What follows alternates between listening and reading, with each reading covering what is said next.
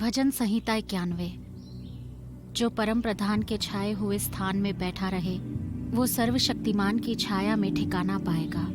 मैं यहोवा के विषय कहूँगा, वो मेरा शरण स्थान और गढ़ है, वो मेरा परमेश्वर है, मैं उस पर भरोसा रखूँगा।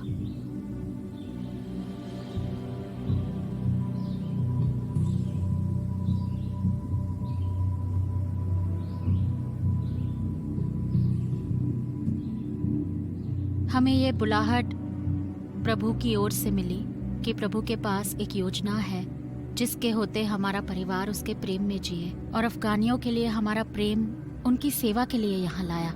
परमेश्वर हमारे जीवन द्वारा हमारे उद्देश्य को सुहावना और भला बनाता है।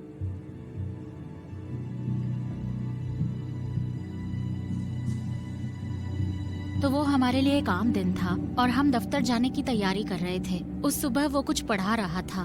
दरअसल ऐसा प्रतिदिन किया जाता था।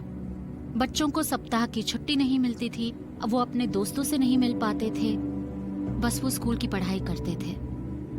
दोनों में प्रभु के लिए एक गहरा प्रेम है और प्रभु के लिए भूख जो बड़ी ही मूल्यवान है, और वे बड़े हो रहे हैं और दिन प्रतिदिन अपने विश्वास में बढ़ रहे हैं। माँ होना और उनको बढ़ते देखना एक बड़ा ही अद्भुत एहसास है। और हाँ, अफगानिस्तान जैसे देश में रहकर प्रभु के लिए जीना किसी भी माँ बाप के लिए अपनी संतान को प्रभु के मार्गों पर चलाना बड़ा अद्भुत है।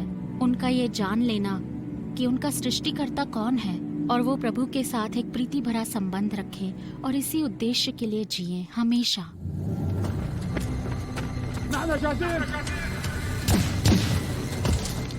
इन चुनौतियों के चलते मैंने अतीत में अपने आप से कई बार ये पूछा, हे प्रभु, क्या तू वास्तव में हमसे यही चाहता है? हम किसी भी समय प्रभु के लिए अपने प्राण गंवा सकते हैं।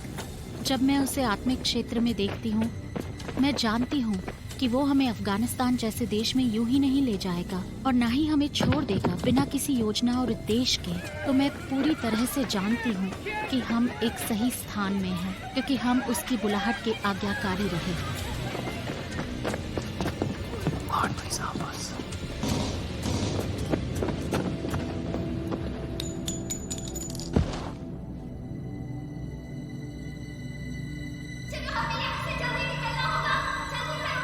मैं अपने बच्चों से कहा करती, जॉन पियर और रोडे से, आज तुम्हारा एक कठिन दिन से सामना होगा, पर तुम्हारी सहायता करने के लिए मैं वहां नहीं रहूंगी, ना ही तुम्हारे पापा वहां होंगे, लेकिन यीशु वहां होगा तुम्हारी सहायता करने के लिए।